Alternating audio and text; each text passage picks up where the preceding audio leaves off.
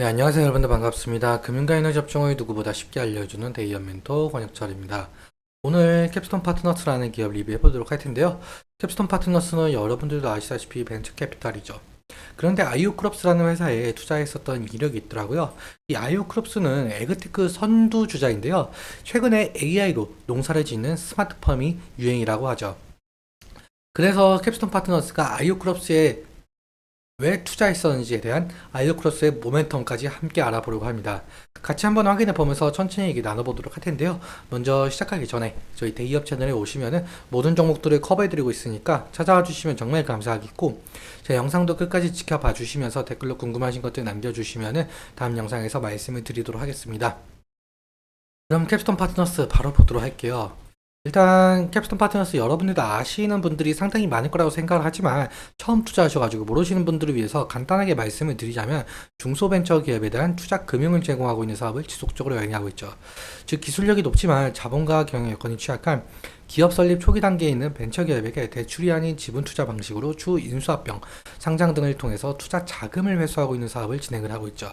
투자 방법에는 크게 두 가지 정도가 있는데, 먼저 투자 조합 같은 경우는 펀드와 마찬가지로 개인, 기관, 정부, 그리고 중소기업 창업투자회사, 여기서는 캡스톤 파트너스가 될 수가 있겠죠. 여기 있는 자금들을 모두 모아서 벤처기업들에게 투자를 하는 것을 투자조합이라고 말을 하고 있고, 그리고 다음으로 직접 투자 같은 경우 캡스톤 파트너스가 직접적으로 벤처기업에게 투자를 하는 것을 말하고 있습니다.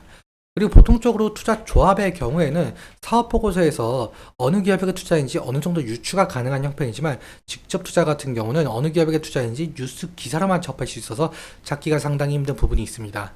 다음으로 넘어가서 여러분들도 아시다시피 스타트업, 즉 벤처기업들은 경제적 자금이 상당히 부족한 상태여서 외부 투자 유치가 필수적인데요. 이 투자 유치는 한 번으로 끝나는 것이 아니라 여러 단계에 걸쳐서 시행이 되고 있죠. 먼저 시리즈 A 같은 경우는 서비스를 오픈하기 위한 준비 단계에서 받는 투자. 사실 이 단계까지 오지 못하고 망하는 기업들이 너무나도 많아서 여기 있는 구간을 죽음의 계곡, 데스밸리라고 표현을 하고 있습니다. 그리고 시리즈 B는 사업 확장을 하기 위해서 추가로 받는 투자 단계, 시리즈 C부터는 스케일업을 가속하기 위한 단계로, 대부분 벤처기업들은 시리즈 C 단계에서 외부 투자를 마무리 짓고 안정적인 수익 구조를 만들기 위해서 어떠한 노력들을 하게 되겠죠. 그래서 이 시리즈 ABC 투자를 통해서 본격적인 성장을 이루게 되고, 벤처기업들은 상장이나 M&A가 가능한 기업으로 탈바꿈하게 되고, 여기서 벤처캐피탈들은 투자금 회수를 통해서 이익을 보는 구조다라고 말씀을 드리고 싶습니다. 그럼 다음으로 넘어가서 여러분들도 아시는 분들이 계실 것 같은데, 이 캡스톤 파트너스가 아이오크롭스라는 회사에 투자했었던 내력이 있더라고요. 도대체 어떤 회사이길래 투자했었는지 좀 하나하나씩 살펴보도록 할게요. 일단 아이오크롭스 같은 경우는 여기 기사에도 나와 있듯이 에그테크, 즉 첨단 기술을 활용하는 농법인데요. 스마트팜이라고도 불리고 있죠.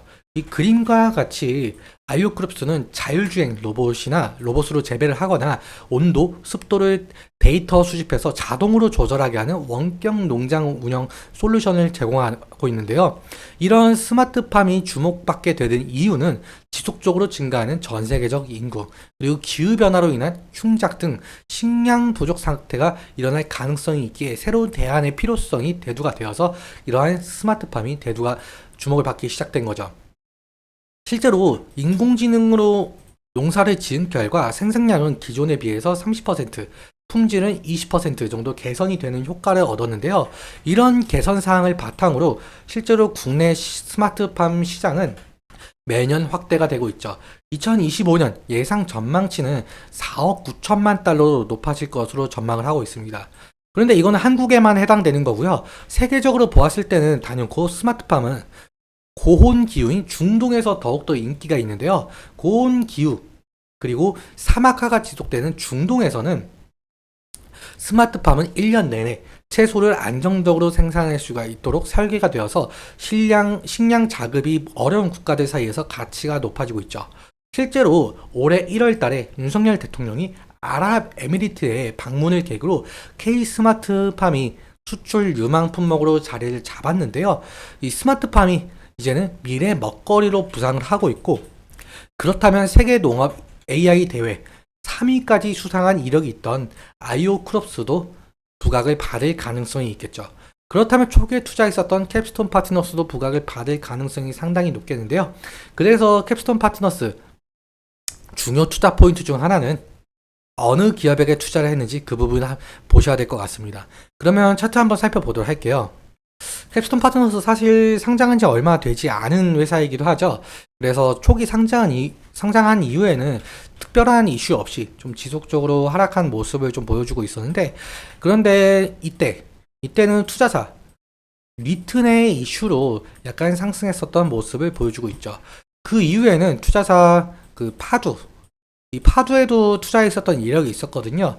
이 파두의 영업이익 악화로 인해서 다시 하락세를 겪고 있었었죠.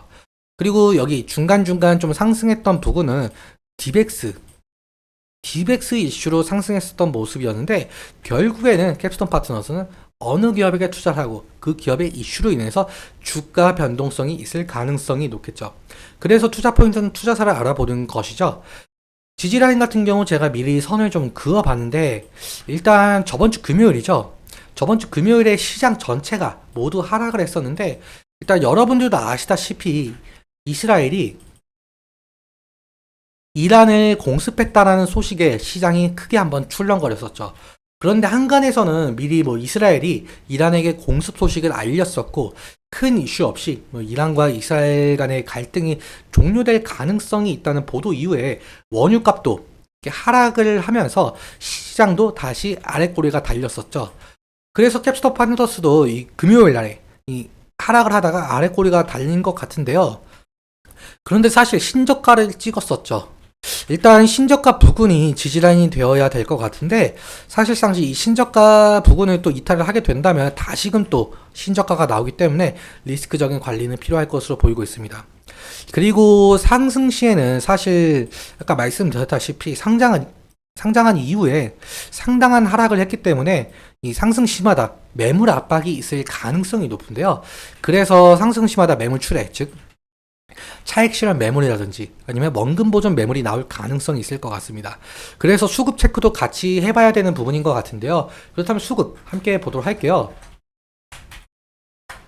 일단 저번 주 금요일 같은 경우 하락했을 때 외국인이 매도했던 것으로 좀 보이고 있고, 개인은 반대로 매수했던 걸로 보이고 있죠. 일단 특이하게 기관에서 한 10거래일 정도 매수세가 안 들어오고 있는 것을 볼 수가 있겠는데, 그래서 기관 매수세가 없다 보니까 이 외국인의 수급이 상당히 중요한 것 같습니다. 일단 오늘 1시 기준으로 약 800만 원 정도 매수를 진행을 하고 있는데요. 일단 예상치이기 때문에 이거는 장이 끝나봐야 알 수가 있을 것 같습니다. 이렇듯 캡스톤 파트너스는 매물 출회가 있을 가능성이 있기 때문에 수급 체크도 같이 해봐야 된다라는 말씀을 드리면서 오늘은 여기까지 말씀을 드리고, 오늘 내용 여러분들께 도움이 되셨다면 구독과 좋아요 부탁드리고, 말씀드린 내용과 차트적인 부분에 대해서는 제 개인적인 견해가 있을 수밖에 없기 때문에 여러분들의 주관적인 견해와 함께 투자를 하여 현명한 선택하셨으면 좋겠습니다. 오늘도 시청해주셔서 너무 감사하고, 지금까지 멘토 권혁철이었습니다. 감사합니다.